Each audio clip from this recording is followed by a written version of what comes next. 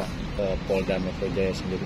Silakan langsung kuasa hukum saya akan membuka masuk dan tujuan kami ke Polda Metro Jaya. Silakan Bang Reza. Oke, terima kasih banyak. Selamat malam ya. Udah malam ini ya. Terima kasih untuk keluarga besar ya, yang sejak sore ya, sore jam 4 ya sudah di sini ya sampai malam.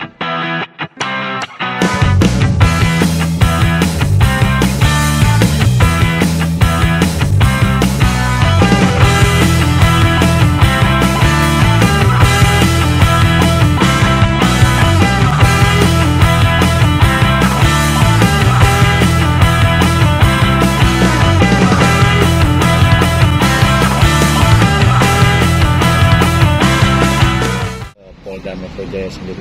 Silakan langsung kuasa hukum saya akan membuka masuk dan tujuan kami ke Polda Metro Jaya. Silakan Bang Reza. Oke, terima kasih banyak. Selamat malam ya. Udah malam ini ya. Terima kasih untuk keluarga besar ya, yang sejak sore ya, sore jam 4 ya sudah di sini ya sampai malam seperti ini. Kita ucapkan terima kasih sangat luar biasa. Terima kasih banyak.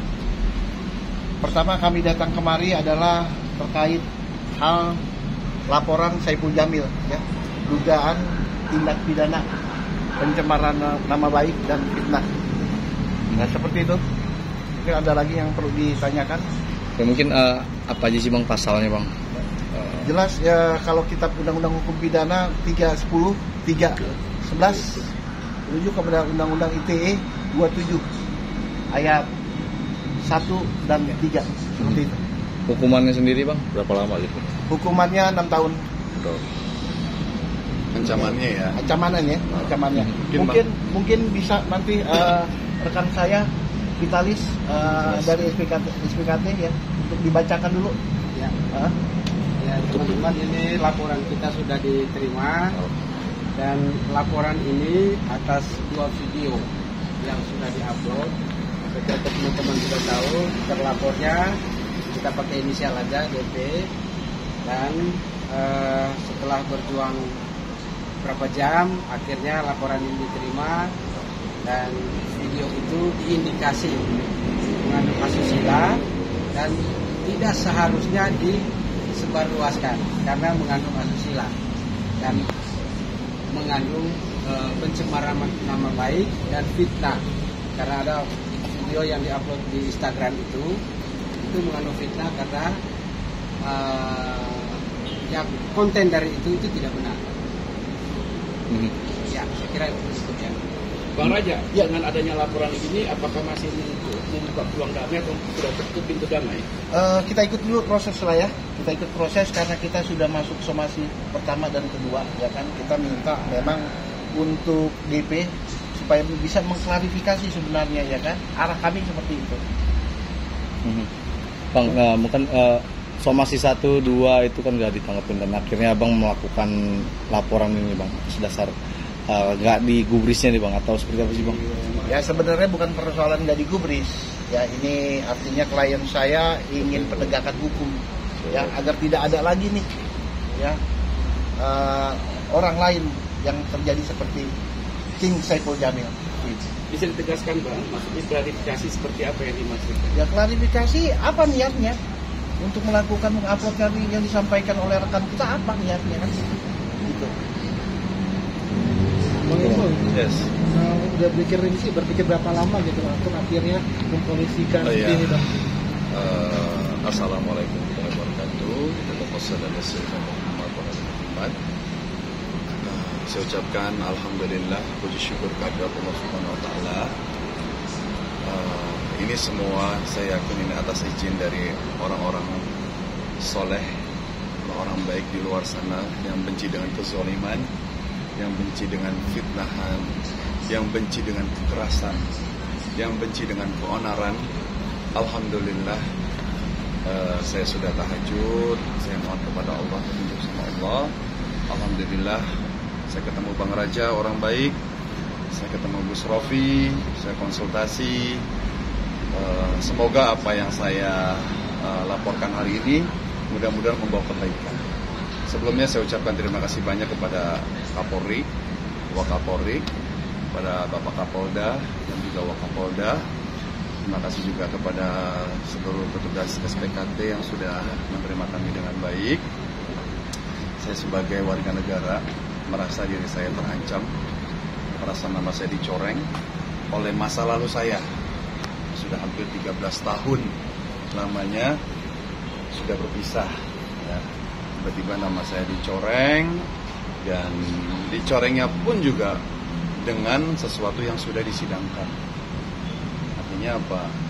Dia sudah melawan pengadilan. Jadi kalau orang masih mempersoalkan sesuatu yang sudah inkrah, artinya dia tidak menghormati hukum. Nah, saya sebagai warga negara wajib melaporkan ini kepada pihak yang berwajib. Biar apa? Biar mendapatkan sebuah keadilan. Itu jadi maksud dan tujuan saya datang ke sini, saya minta keadilan. Karena terus terang saya sangat tidak nyaman dengan orang ini. Ya, bahkan saya rasa korbannya bukan saya saja. Di luar sana banyak dari kelakuan orang ini. Ya, jadi saya tidak mau diam. Dulu saya dibilang zalim sama orang, ya kan? Dan ternyata terbukti, ya saya harus mempertanggungjawabkan gitu kan. Artinya saya sebagai warga negara yang pada waktu dulu 2016 dianggap sudah melakukan kejahatan, ya saya dengan ikhlas saya mengaku kejahatan itu dan sudah selesai. Jadi apalagi yang mau dipersoalkan kan, kecuali kalau memang saya kabur, saya tidak bertanggung jawab, silakan dipersoalkan, ini semuanya selesai. Untuk apa? Dan satu lagi, saya akan menunjukin lagi satu video. Jadi memang orang ini terus menyerang saya seperti seolah-olah dia tidak takut atau kebal hukum. Ya, jadi nggak ada yang ditakutin sama orang ini. Makanya saya yakin di Indonesia ini tidak ada yang kebal hukum. Siapa yang salah dan memang terbukti wajib mempertanggungjawabkannya di mata manusia, di mata Allah, dan di mata hukum. Ya. Jadi ini ada satu video. Sebelumnya saya terima kasih untuk Neng Desi sudah menemani saya dari tadi sore dan dari beberapa tahun yang lalu, juga kepada tim Abang dan Bang Vitalis, Bang Febri, David, dan juga Abang David dan seluruh tim Raja Lawyers dan kawan-kawan ya. Oke, jadi ini ada satu lagi. Ini juga ini sangat menentang ya. Orang ini seperti dia ini saya nggak ngerti, dia ini nggak paham atau pura-pura nggak paham, ya. Dia ini seolah-olah menentang keputusan pengadilan. Bahwa di pengadilan itu, ya, kita dengerin dulu videonya, oke? Menyuarakan stop pedofil, stop KDRT. Aku sebagai perempuan, aku di sini mengajak para wanita-wanita seluruh dunia, bahkan terutama Indonesia, untuk bisa menjaga anak-anak kita dari penjahat kelamin dengan menyimpang seks terhadap anak-anak kita. Bagaimana kalau anak kamu ibaratnya dipedofil atau dilecehkan oleh orang dewasa? Nah, itu gimana perasaannya? Pedofil itu susah disembuhkan, harus dikebiri. Pedofil itu susah disembuhkan, harus dikebiri. Oke, dia bicara seperti seorang dokter ya. Kan profesi dia kan bukan dokter. Oke, misalkan memang dia tujuannya adalah untuk mensosialisasi tentang pedofil dan KDRT, saya pun setuju. Ya, saya juga benci sama pedofil, sama KDRT. Saya menentang. Ayo sama-sama. Tapi kalau tujuannya ini memang benar-benar untuk menyinggung saya, kalau misalkan saya tegaskan sekali lagi, saya bukan pelaku pedofil. Kenapa saya berani berbicara seperti itu? Keputusan pengadilan ingkrah, tidak ada pedofil. Ya, tidak ada pedofil. Anda tahu pedofil apa? Pedofil itu adalah korbannya anak bocah di bawah 14 tahun. Sedangkan pada waktu 2016, yang menjadi korban saya pada masa lalu itu umurnya sudah mencapai hampir 18 tahun. Dan dia sudah punya KTP. Itu menurut pengakuannya. ya kan, 18 tahun bisa lebih, tapi kurang kayaknya nggak mungkin, ya kan. Jadi saya tekankan sekali lagi ya, jadi ini wanita ini saya nggak tahu maksudnya arahnya apa, tapi kalau untuk mengkampanyekan tentang pedofil saya setuju, ayo kita sama-sama mengkampanyekan itu, saya senang gitu.